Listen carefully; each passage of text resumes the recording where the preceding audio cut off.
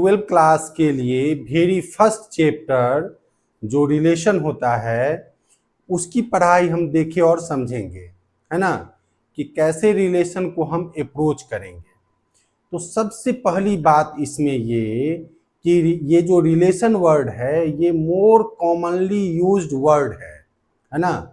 तो इसका क्या मतलब है, सबसे पहले तो हम ये समझेंगे। डेली लाइफ में हम यूज करते हैं रिलेशन वर्ड।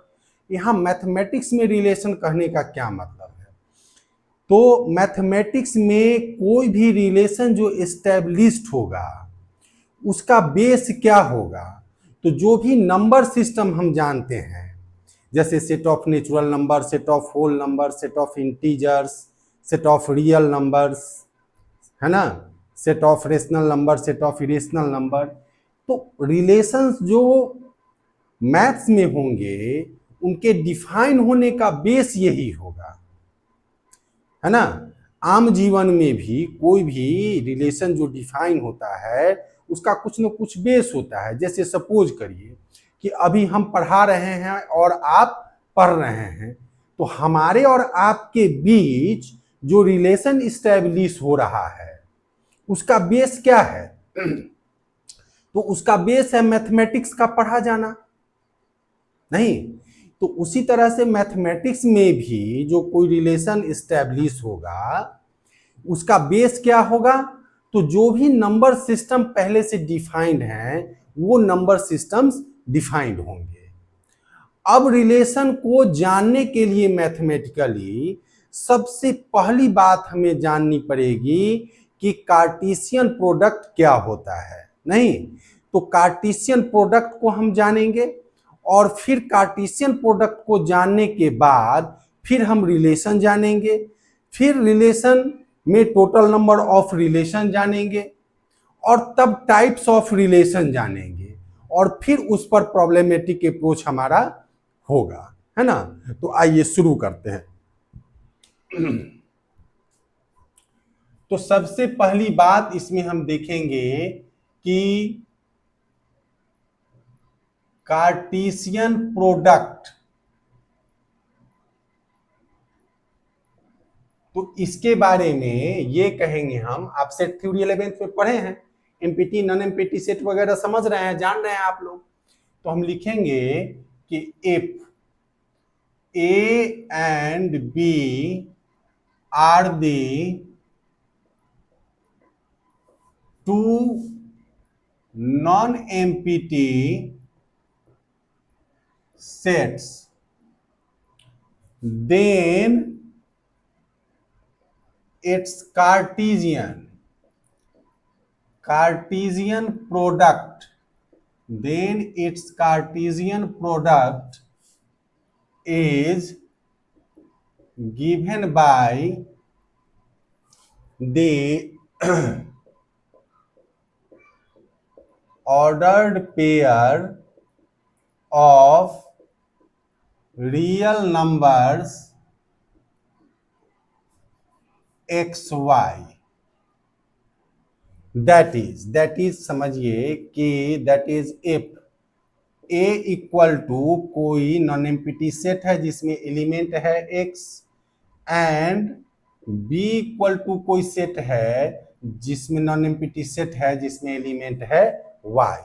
तो देयरफॉर ए कार्टेशियन बी लिखेंगे a क्रॉस b, लेकिन पढ़ेंगे इसे क्या, ए कार्टेशियन b पढ़ेंगे। तो अब ये A Cartesian B equal to ordered pair x y and it is such that कि x belongs to A and y belongs to B, y belongs to B. एक प्रैक्टिकल अब समझिए, इस पर प्रैक्टिकल एग्जांपल समझिए कि अगर ए में है 1 2 3 4 सपोज करिए, अब बी में है कि 5 6 7, तो देयरफॉर यहां भी समझिए कि therefore total number of element in set A equal to कितना हुआ 4, और therefore total number of element in set B equal to कितना हुआ 3। तो देयरफॉर ए कार्टेशियन बी से क्या क्या आएगा, तो ध्यान दीजिएगा, सेट ए के हर एलिमेंट का सेट बी के साथ ऑर्डर्ड पेयर बनेगा। जैसे 1 5 1 6 1 7, फिर आएंगे तो 2 5 2 6 2 7, 3 5 3 6 3 7, 4 5 4 6 4 7, इस तरह से बनेगा। मतलब 1 5 1 6 1 7, फिर 2 5 2 6 2 7, फिर कि 3 5 3 6 3 7, फिर कि 4 5 4 6 और 4 7, इतना ऑर्डर्ड पेयर बनेगा। अब देखिए इसको काउंट करिए, ऑर्डर्ड पेयर को, कितना ऑर्डर्ड पेयर है। तो 1 2 3 4 5 6 7 8 9 10 11 12, क्यों? तो सेट ए में 4 और सेट बी में 3, तो 4 गुना 3 कितना, 12 एलिमेंट ए कार्टेशियन बी में हो जाएगा। तो इस बात को नोट में आप जान सकते हैं कि if set A have m elements and set B have n elements, then its Cartesian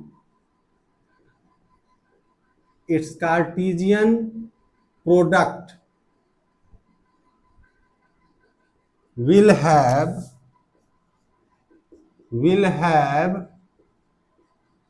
mn elements, that is आप ऐसा समझें कि दैट इज अगर total number of element in set A equal to m है and total number of element in set B equal to n है, तो therefore total number of element in A Cartesian B equal to 12 हो जाएगा।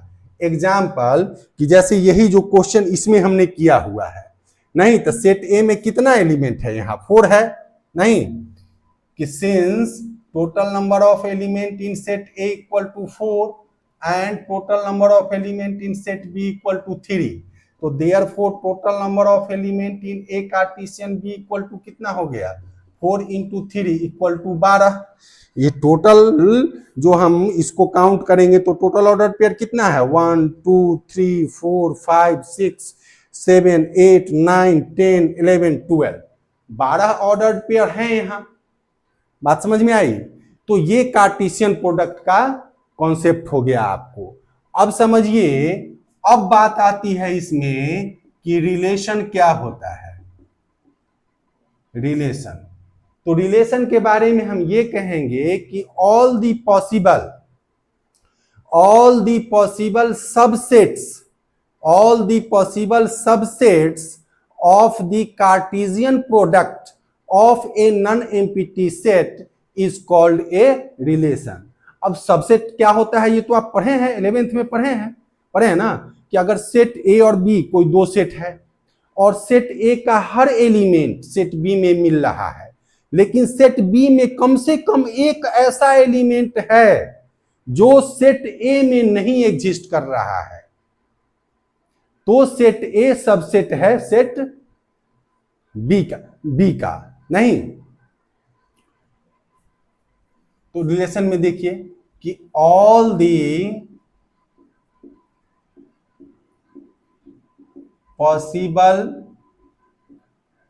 Subsets of the Cartesian product of A,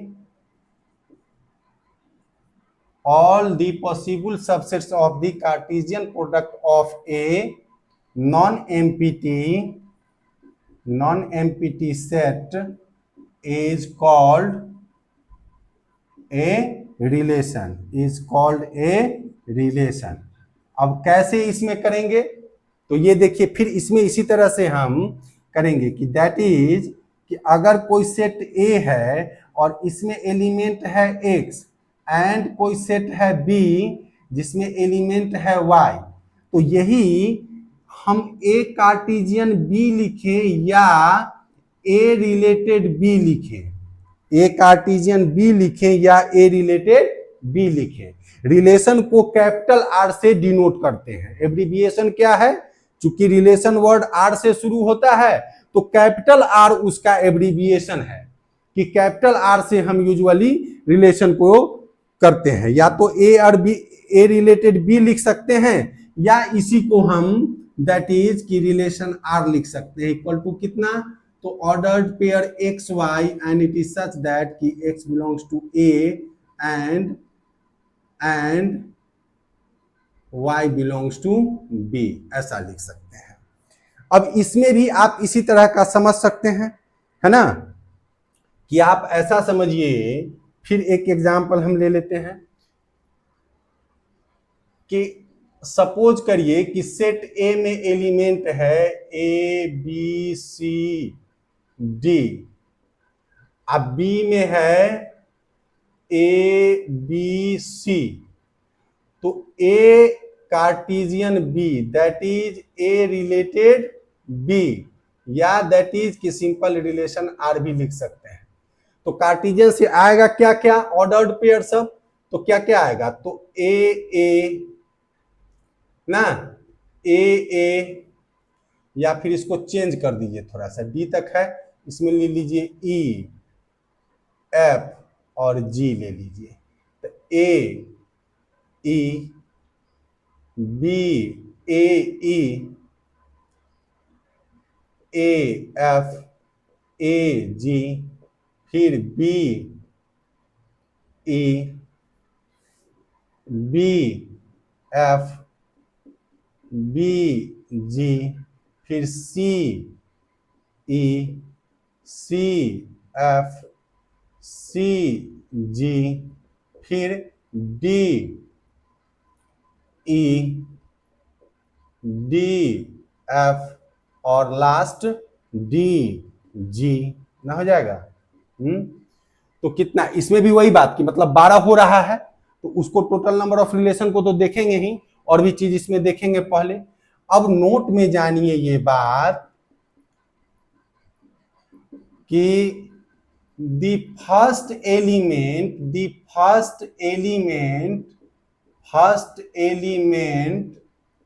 of the ordered pair of a relation is called its domain। That is कि यहां domain क्या हो जाएगा, the domain of relation R equal to, यहां देखिए ordered pair सबका फर्स्ट एलिमेंट, तो A 3 बार आया है, लिखेंगे एक ही बार, फिर बी एक ही बार लिखेंगे, सी एक ही बार, डी एक ही बार। ऐसे भी डोमेन वर्ड का क्या मीनिंग है, डोमेन का मतलब होता है डोमेस्टिक वर्ड से आया है, और डोमेस्टिक का मतलब क्या होता है, घरेलू। तो भाई घरेलू तो मेरे घर में तो मेरी ही चीज होनी है, मतलब कि जो अपनी तरफ से हम इनपुट कर रहे हैं, मतलब समझिएगा कि सेट ए का ना सेट बी से कार्टेशियन कर रहे हैं, सेट ए का सेट बी से कार्टेशियन कर रहे हैं, पहले तो सेट ए है, इसीलिए सेट ए का ही जो एलिमेंट होगा वही सब क्या हो जाएगा, वो टोटल एलिमेंट डोमेन हो जाएगा। सेट ए का जो एलिमेंट होगा वह टोटल क्या हो जाएगा, डोमेन हो जाएगा। अगर यहीं पर रहता कि बी कार्टेशियन ए रहता तो बी वाले सेट में जो एलिमेंट है वो डोमेन हो जाता, नहीं तो बी वाले सेट में जो एलिमेंट है वो सब डोमेन हो जाता, समझ रहे हैं ना। तो domain of A equal to यही हो जाएगा, जो सेट ए में है एलिमेंट सब, तो क्या है ए बी सी डी। अब है कि codomain of relation R equal to, तो अब एक बात और लिखना पड़ेगा, वो भी लिख दीजिए। तो जो सेकेंड एलिमेंट होता है ऑर्डर्ड पेयर सबका, वो क्या कहलाता है? ये पहली बात हो गई। और ये दूसरी बात लिख लीजिए कि the second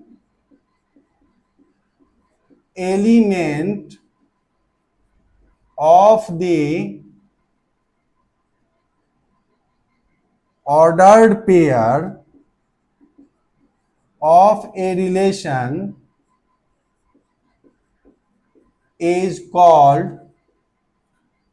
its codomain. That is कि codomain of relation R equal to कितना? तो जो सेकेंड एलिमेंट सब है, तो देखिए ई एफ जी, फिर रिपीट करेगा ई एफ जी, फिर E F G, E F G, तो कोडोमेन कितना हो गया? तो ई एफ जी ना। अब बात आती है तीसरी बात की टोटल नंबर ऑफ रिलेशन कितना होगा? तो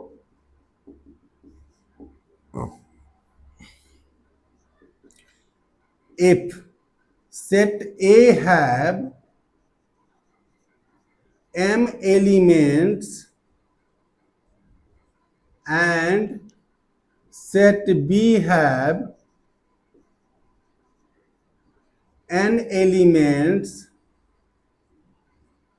then total number of relations from set A to set B is given by क्या? तो 2 to the power mn, 2 to the power mn, 2 to the power mn हो जाएगा relation. Total number of relation कितना हो जाएगा? 2 to the power mn। तो जैसे यहां के लिए क्या हो जाएगा? तो दैट इज कि यहां के लिए क्या हो जाएगा? तो 2 to the power m है कितना? 4, n है कितना? 3, तो हो जाएगा 2 to the power 12। 2 to the power 12 हो जाएगा टोटल नंबर ऑफ रिलेशन। यहाँ टोटल नंबर ऑफ रिलेशन कितना हो जाएगा? 2 to the power 12 हो जाएगा। बात समझ में आ रही है ना? यहाँ कितना हो जाएगा रिलेशन? टोटल जो है 2 to the power 12 हो जाएगा। तो इसी तरह से ये रिलेशन की बात हुई। अब फिर हम बोर्ड को साफ कर रहे हैं और फिर देखेंगे क्या कि टाइप्स ऑफ रिलेशन देखेंगे। फिर हम लोग क्या देखेंगे? टाइप्स ऑफ रिलेशन देखेंगे और उस पे रेलिवेंट एग्जांपल्स भी देखेंगे, उस पे रेलिवेंट एग्जांपल्स भी हम देखेंगे, है ना। ये 12th क्लास के लिए है रिलेशन आपका।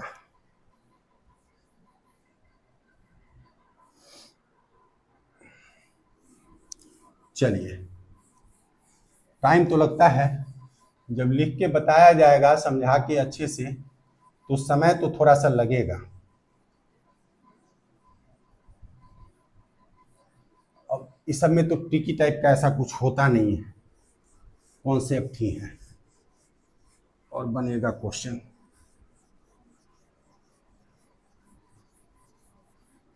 देखिए,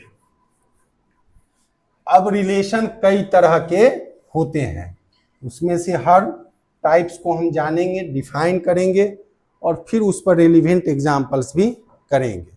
तो अब इस क्रम में हम कहेंगे कि a relation is of following types.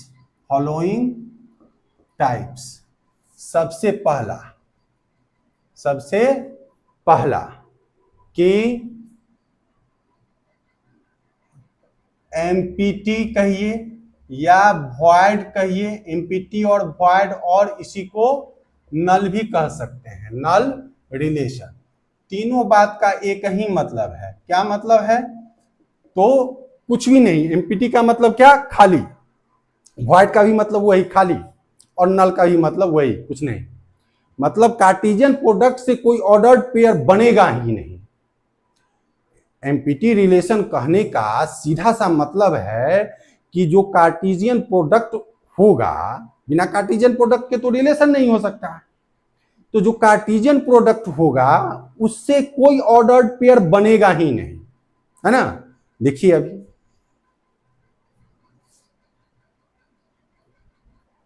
a relation defined over a non-empty set is said to be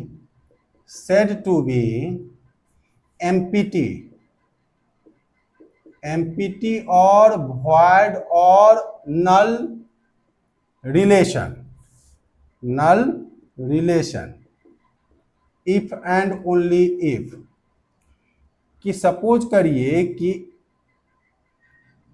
A Cartesian ए है मान लीजिए या ए कार्टेशियन बी है, तो ए कार्टेशियन बी से कोई ऑर्डर्ड पेयर नहीं आएगा। ए कार्टेशियन बी इक्वल टू क्या हो जाएगा, फाइव हो जाएगा, या ए कार्टेशियन ए ही रखिए, ए कार्टेशियन ए इक्वल टू या बी रखिए, उससे कोई दिक्कत नहीं है कि फाइव हो जाएगा।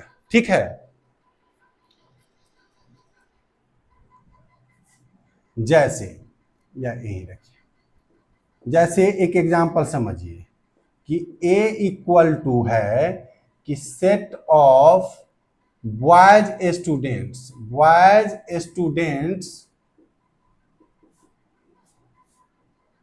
Of a school. कोई रिलेशन इस पर डिफाइंड ऐसा है कि A related A equal to ordered pair x y suppose करिए, है ना, ordered pair x y, and it is such that कि x is the sister of y. तो ये बात तो गलत है, क्योंकि सिस्टर का रिलेशन तो बनेगा ही नहीं, लड़कों का समुच्चय है, तो भाई भाई का हो सकता था, इसीलिए इस केस में यहां ए कार्टेशियन ए से क्या हुआ, फाइव आया, ऑर्डर्ड पेयर मिला ही नहीं। तो एम्प्टी रिलेशन कहने का सीधा सा मतलब है कि कार्टेशियन प्रोडक्ट से कोई ऑर्डर्ड पेयर बनेगा ही नहीं, है ना। अब दूसरी बात आप समझिए कि दूसरी बात फिर होता है कि universal relation,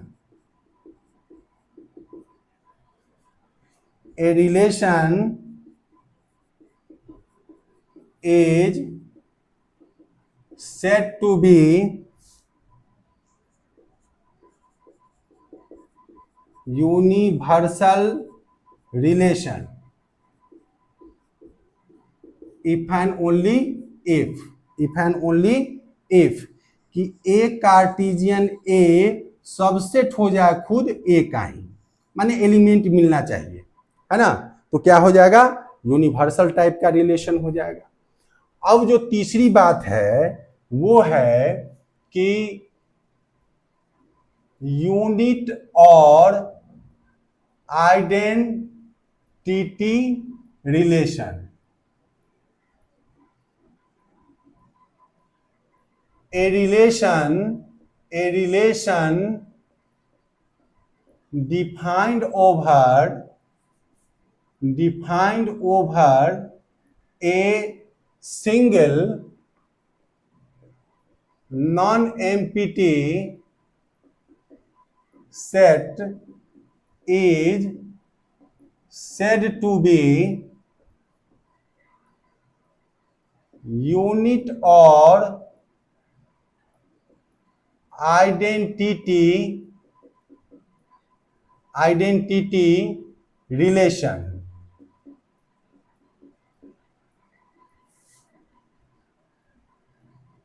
if and only if. Usually identity relation को आई ऑफ आर भी कहते हैं, अभी देखिएगा कैसे। कि दैट इज कि अगर ए रिलेटेड ए हो, दैट इज कि ए कार्टेशियन ए हो, और दैट इज कि इसी को हम आई ऑफ आर, ऐसा आई ऑफ आर भी कह सकते हैं। तो इसमें क्या होगा कि ऑर्डर्ड पेयर का दोनों एलिमेंट सेम आएगा, ऑर्डर्ड पेयर का दोनों ही एलिमेंट सेम आएगा इसमें। तो इक्वल ऑर्डर्ड पेयर ऐसा x and it is such that कि x बिलोंग्स टू a। अब सपोज करिए कि कोई ऐसा है, एक प्रैक्टिकल एग्जांपल लीजिए, एक प्रैक्टिकल एग्जांपल ले रहे हैं कि सेट ए में आप मान लीजिए कि 1 2 3 है, तो यहाँ पे क्या हो जाएगा, ए रिलेटेड ए, दैट इज कि यही ए कार्टेशियन ए है ना, दैट इज कि आई ऑफ आर इक्वल टू, तो क्या हो जाएगा कि 1 1 1 2 1 3, फिर 2 1, फिर 2 2, फिर 2 3, फिर 3 1, 3 2 और 3 3। तो इस रिलेशन में जो सेम एलिमेंट वाला ऑर्डर्ड पेयर है 1 1 2 2 और 3 3, इन तीनों सेम एलिमेंट वाले इन तीनों ऑर्डर्ड पेयर के वजह से ही इस रिलेशन में कैसा प्रॉपर्टी है, तो आइडेंटिटी होने का प्रॉपर्टी है, नहीं कि सिंस ऑर्डर्ड पेयर 1 1 2 2 और 3 3 implies the identity VT of the relation of the above defined relation। बात समझ में आई। अब देखिए, अब हम देखेंगे इसके बाद कि रिफ्लेक्सिव रिलेशन होता है, रिफ्लेक्सिव रिलेशन। तो इसमें यूनिट और आइडेंटिटी रिलेशन, यूनिट रिलेशन और रिफ्लेक्सिव रिलेशन में केवल डिफरेंस इतना ही है कि unit relation single non empty set पे डिफाइन होता है और reflexive relation double non empty set पे डिफाइन होगा।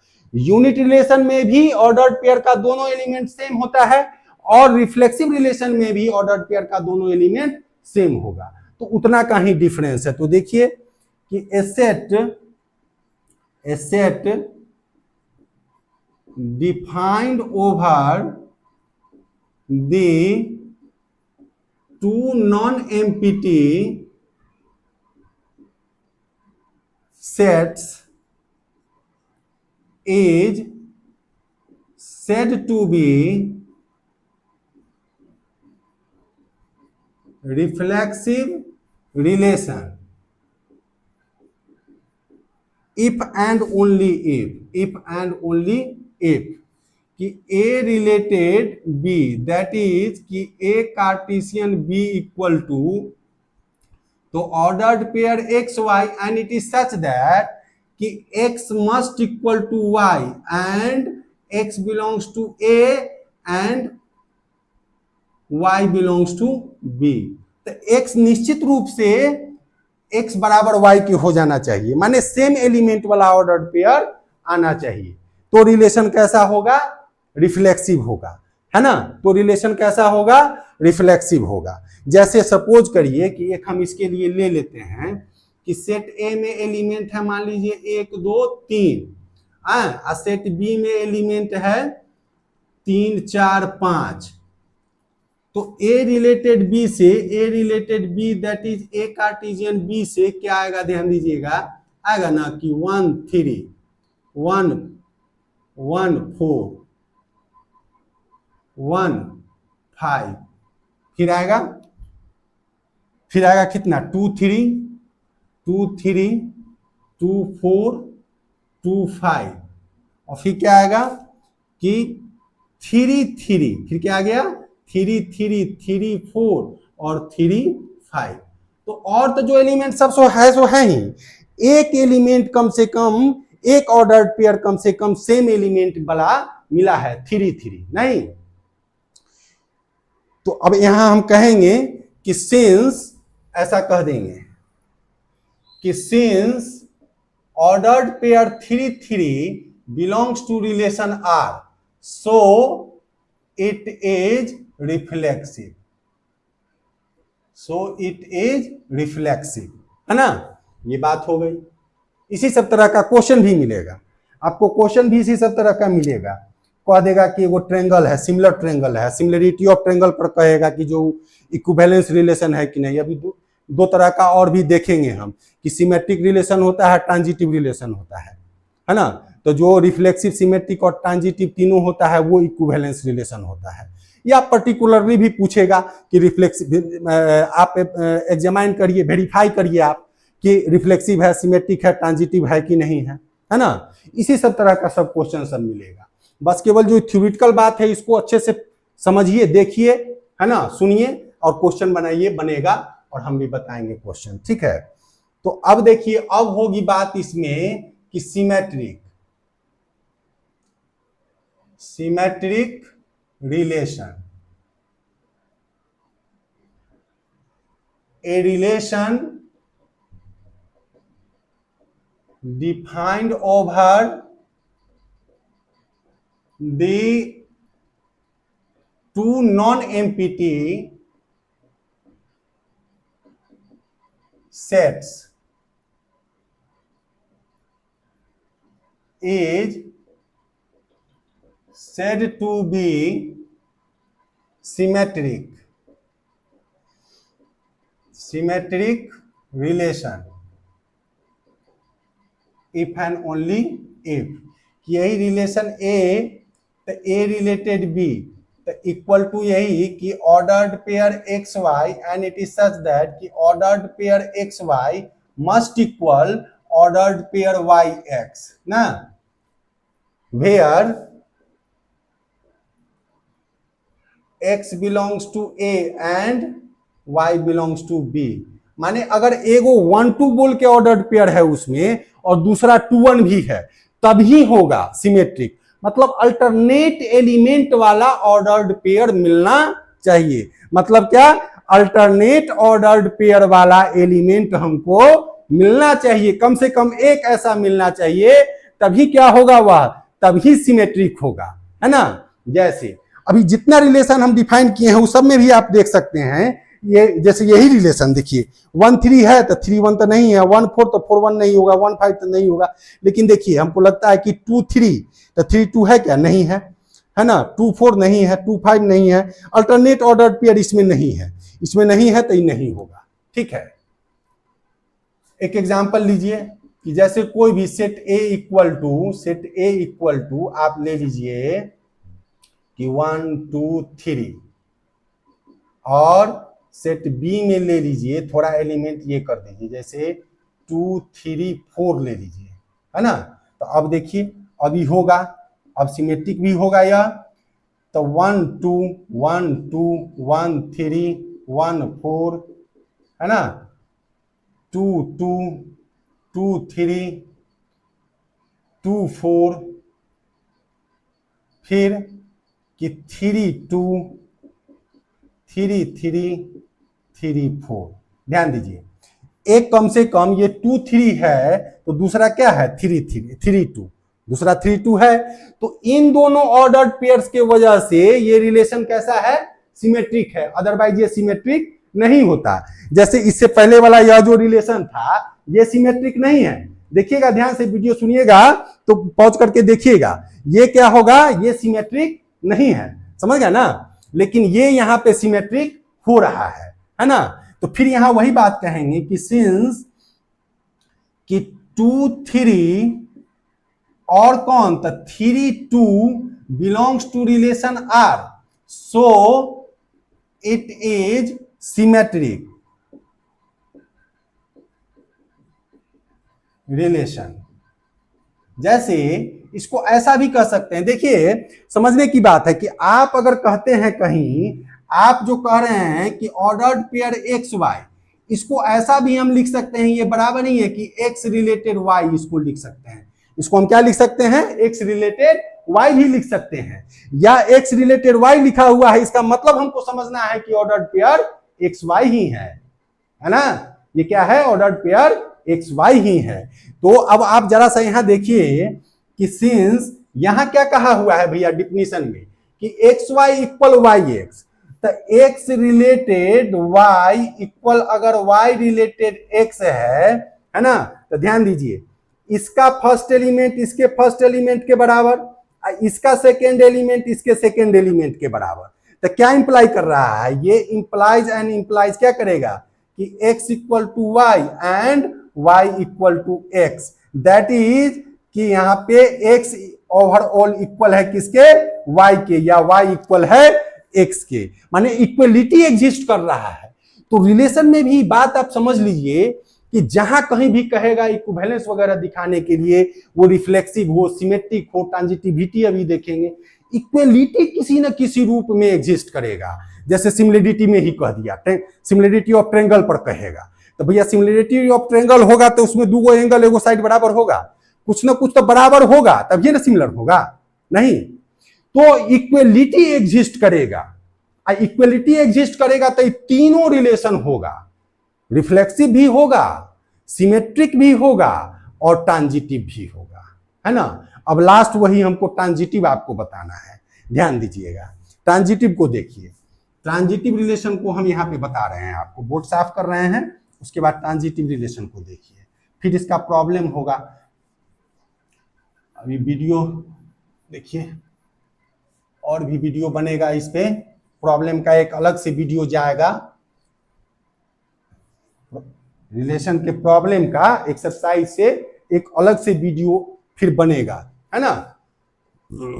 और अभी भी देखते हैं, बताएंगे एक दो क्वेश्चन। तो अब जो है लास्ट क्या होगा, द सेकेंड लास्ट, पांचवा है, अब छठा 6 नंबर में बात होगी कि ट्रांजिटिव रिलेशन, समझ रहे हैं ना, ट्रांजिटिव रिलेशन। तो देखिए अभी तक हम क्या देखे कि एक सेट पर डिफाइन होने वाला रिलेशन, दो सेट पर डिफाइन होने वाला रिलेशन, और अब जो हम देखने जा रहे हैं वो 3 नॉन एम्प्टी सेट पर डिफाइन होने वाला रिलेशन। तो यही बात हम लिखेंगे कि ए रिलेशन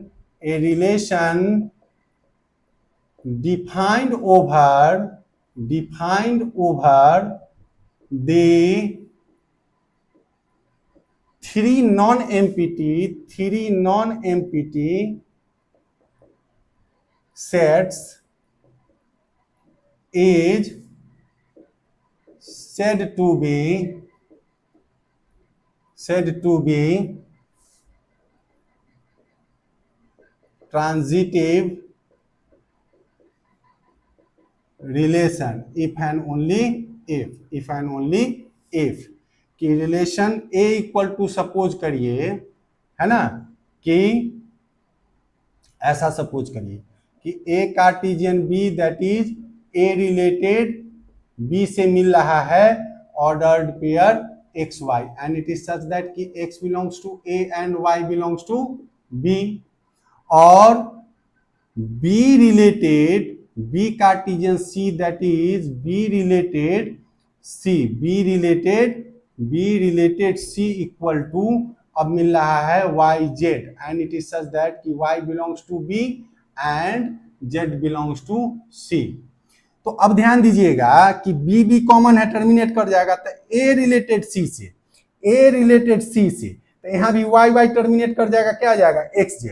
तो दैट इज कि अगर A रिलेटेड C, है ना, दैट इज कि A कार्टेशियन C से ऑर्डर्ड पेयर XZ टाइप का आएगा, और वो उस रिलेशन में ऑर्डर्ड पेयर से जो रिलेशन टोटल आया रहेगा उसमें जो अगर एग्जिस्ट करेगा XZ where X belongs to A and Z belongs to C is called a transitive relation. कैसे? एक और देखिए तरीका इसका कि दैट इज ऐसा समझिए कि अगर X रिलेटेड Y इक्वल है Y रिलेटेड Z के, तो ये इंप्लाई क्या करेगा कि ये इंप्लाइज एंड इंप्लाइज क्या करेगा कि एक्स रिलेटेड जेड होगा। तो ये एक्स रिलेटेड जेड से जो एलिमेंट आएगा वो अगर उस रिलेशन में मिल रहा है, एग्जिस्ट कर रहा है, तो कैसा होगा, ट्रांजिटिव होगा, अदरवाइज ट्रांजिटिव नहीं होगा। अब जो लास्ट चीज है वो है ना, कि equivalence relation. Equivalence relation, a relation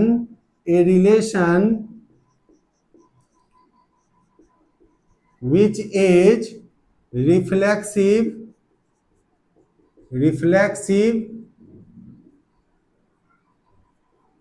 symmetric and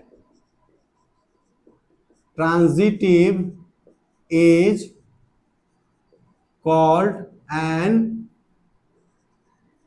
equivalence relation, is called an equivalence relation। समझ रहे हैं ना। तो थ्योरेटिकल बात जो है रिलेशन का वो इतना ही है। अब इसमें एक चीज और पढ़ाया है लेकिन उसमें प्रॉब्लम नहीं दिया है, कन्गुरेंट मोडुलो एम होता है, तो उसको भी हम आपकी समझदारी के लिए बताएंगे। दरअसल वो डिवीजन एल्गोरिदम जो हम लोग पढ़ते हैं उसी से उसका कॉन्सेप्ट है, उसको हम बताएंगे आपको, ठीक है। प्रॉब्लम बताने के दौरान ही उस चीज को भी हम बताएंगे आप लोगों को कि कन्गुरेंट मोडुलो एम क्या होता है ना। और इस पर क्वेश्चंस का, प्रॉब्लम्स का फिर एक अलग से वीडियो हम जो है बनाएंगे आपको, ठीक है। बना करके कल फिर प्रॉब्लम भी जाएगा, आप लोग तब तक सॉल्व एग्जाम्पल बना सकते हैं। उसमें जो प्रॉब्लम रहेगा उसको चैट बॉक्स में डालिए, फिर उसको डिस्कस करेंगे हम लोग, है ना। ओके, ठीक है, थैंक यू वेरी मच।